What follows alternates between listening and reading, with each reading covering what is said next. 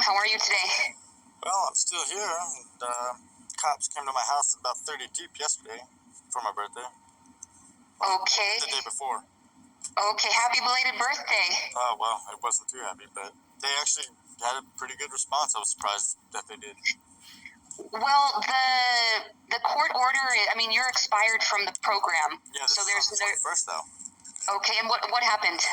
They shut down my whole block, and they made my neighbors not able to leave their house, and then they came to my door and surrounded my house, and then I came to the door and I started talking to them, and they tried to get me to come out and surrender myself, and I told them hell no, because it's a violation of my civil liberties, and then explained to them the whole process and the issues that I had with it, and I think that made him realize exactly where the problems were, and so then he just told me, that I had officers that knew me well and said good things about me, and he said, maybe some things I've said in the past were misconstrued, and I said, yeah, but I've never said a threat or anything like what the claims are. And he said, okay, well, man, just try to reword things in a better way, and just don't get yourself in trouble. And then they all left.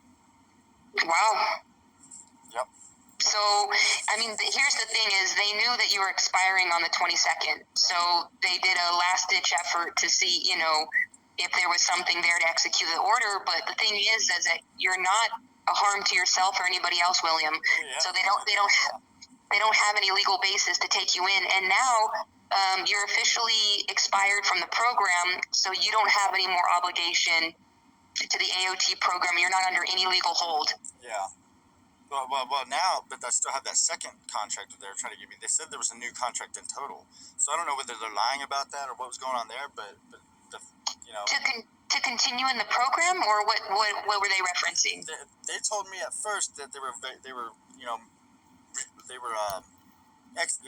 canceling out the fucking forced AOT program participation. But whenever you would prove that wrong, that's when they said, oh, there's another civil detainment order by another judge or whatever. They didn't say another judge, but that's been mandated by a judge. So then they tried to say that a second civil detainment order was in place, and that's what they're following, which obviously might have been a lie because they did a last-ditch effort. Yeah, I think that what they were referencing was that the order that got signed, it's to get you an evaluation, and that's no longer valid because your AOT commitment has expired.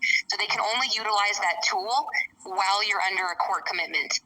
And since you're not under a court commitment, that's why they did it. They did it the day before, but they didn't have anything. But you're good, William. There's nothing. You're not under any hold. Oh yeah, I know that. But I mean, now my issue is, I'm still researching a lot of laws. I'm looking up the HIPAA privacy rule and the entities covered and different things. And like the more I find, the more I see like it's not just my civil liberties that are very, very high in likelihood of being violated, but it's every citizen, who has any ulterior motives by the police department or whoever may be involved.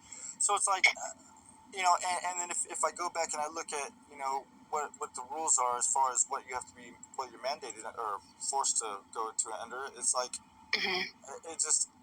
it's enormous how many wrongs they violated for me just to have me admitted, but there's nobody that holds them accountable and nobody that does anything. So it's like,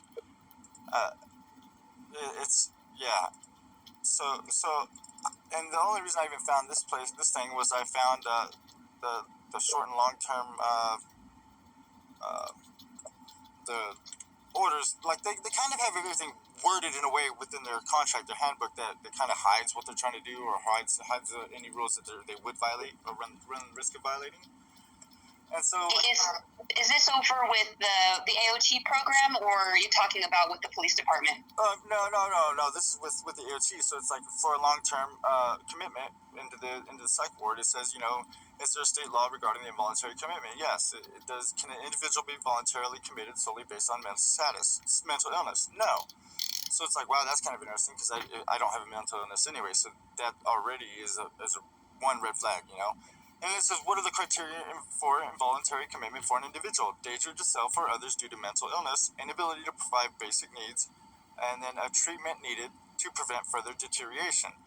None of those were anything I fell under. And then it just goes on, and it says, who can initiate? It was any adult physician or attorney. Well, any adult did do it. And then it says, does an individual need to be in emergency commitment before petition for involuntary commitment can be filed? No. Okay. Court may conduct a pre-hearing for the court-ordered evaluation by court evaluations based on the physician or psychiatrist. And then it says, does the law explicitly permit individual to seek an additional independent medical opinion? Yes. And I tried. Will a state pay for an independent medical opinion? Yes. What rights does an individual for commitment hearing have? Right to an adequate notice, and I didn't receive any notice. Right to receive a copy of the medical evaluations. I still haven't received any copies of those medical evaluations.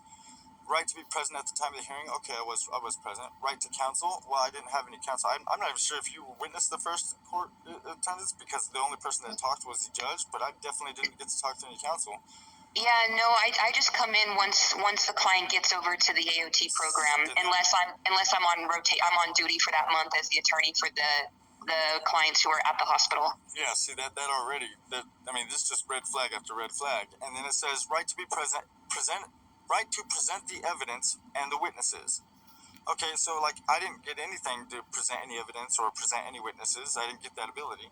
Right to cross-examine the witnesses, basically the one being held against me, and I didn't get that. Right to a jury, didn't have that. Right to a closed hearing, well, it probably was.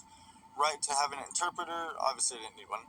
So does state law comply with the Olmstead decision by specifying the restrictive treatment? Yes. And then it goes on, and it's like, there's so many things that they violated, like right to private communication, all that stuff's good, right to mail. So it says I have a right to refuse medication, right to refuse treatment, and right to receive medical information in primary language if possible, right to leave the facility under pass or furlough, and right to early discharge.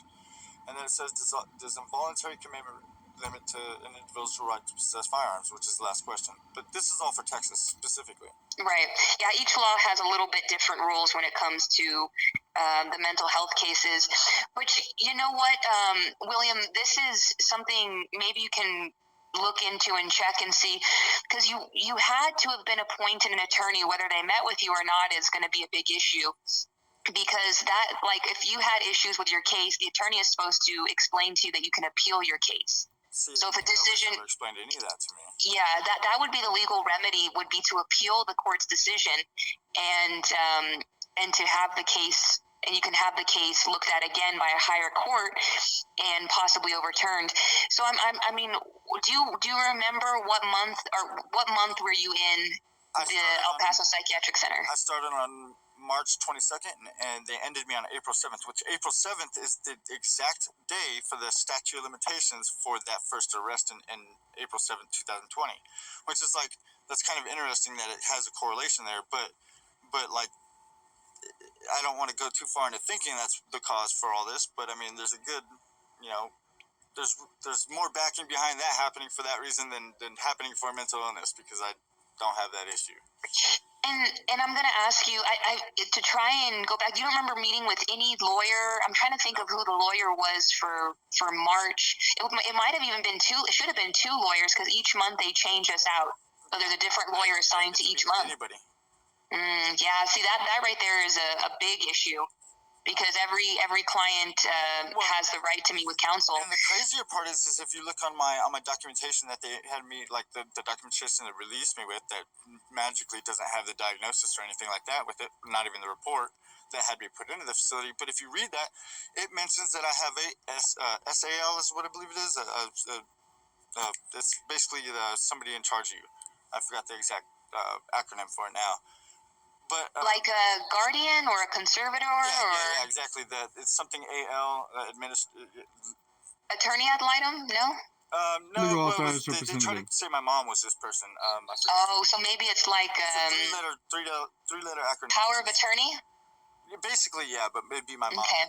But basically, they're saying that she was my authorized representative. Oh, okay. Authorized legal representative. There you go. Yeah. Authorized legal. Yeah. Okay. So they said that my mom was basically my authorized legal representative, but she didn't even know I was going into that facility. And I did, and reading their handbook, I did notice that that was something they did have to have as one of the parameters in the circumstances that they tried to hold me under.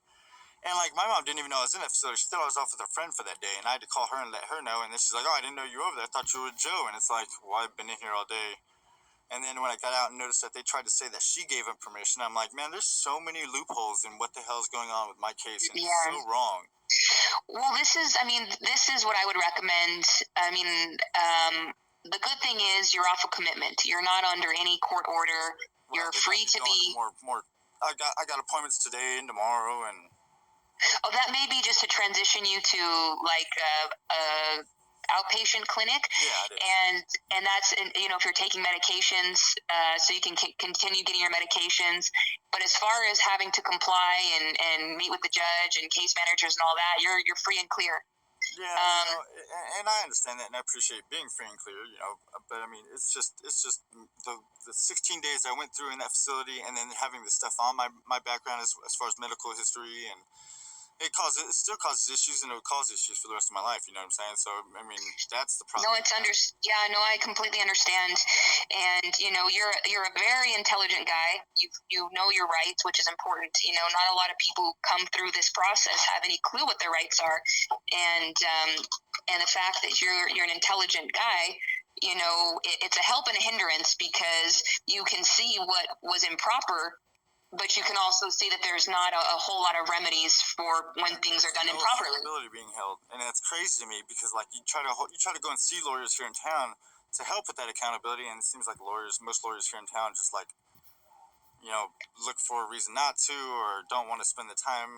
I mean, and I know that civil litigation cases like this are some of the worst and highest, you know, costing. But it's like, man, these are rights and liberties of everybody, and they should really pay attention and care. Oh, absolutely. And, you know, part of it is, though, William, not a lot of people, especially the attorneys here locally, have a clue about mental health.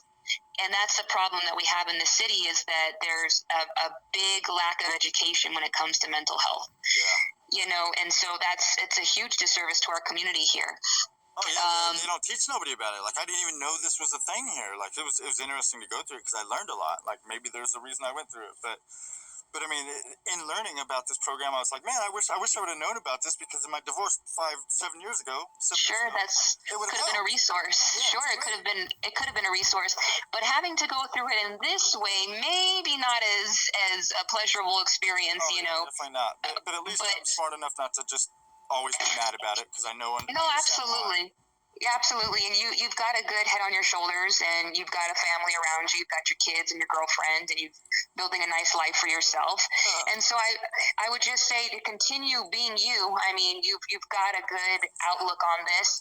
You know, I'm happy that you're no longer tied to the court commitment. I don't think it was appropriate for you. Yeah. You know, but I want to tell you, I really appreciate the way you've treated me throughout the whole process. I know you've had your frustrations with, you know, everything that's gone on, but you've treated me with a lot of kindness and respect, and I don't always get that from my clients. A little bit of agitation, and I'm sorry about that, because I'm sure somewhere I probably said something aggravating to you. But you know, you really didn't, William. You expressed that you were frustrated, but you never took it out on me, and those are two different things. Well, a lot of people don't have that capability to be upset and not take it out on somebody. I'm really glad you can see that, because most people, even when I vocalize my frustration, most people take it as a personal attack on themselves. No. You're expressing yourself. It's good. You got to express yourself. People don't express themselves enough. But as long as we're not harming somebody with our words or directing it at them, there's nothing wrong with someone saying what they're feeling. And I never once felt that you were projecting that on me or saying, anything like that. So I really wanted to thank you for that. You know, we had a kind of a short time together, but you were a wonderful client. I wish only the best for you and your family and your girlfriend and your children. Wow. And, I want you to take care, and just, like the cop said it, and it is a thing, William, that we have to be so careful what we say, because we have uneducated people around us who misconstrue things, and we have a system that's broken. So for you, you're a smart guy. Just, do your thing, but just be mindful. Now that you know how the system works, just be real careful. Just be real careful. Right there. Okay. Well, I thank you so much for your time, ma'am, and you've done a lot to help me. And well, I know, our commitment thing's over, so I do appreciate everything you helped me with along the way. Thank you, William. I appreciate it, and I hope to see you out in the community. No longer a client, just a regular person in the community. Okay. If you ever see me around, make sure to say hello to me. Okay. Yes, ma'am. I will sure try. All right. You take care. You too, ma'am. Have a good one. Okay. You too. Bye bye.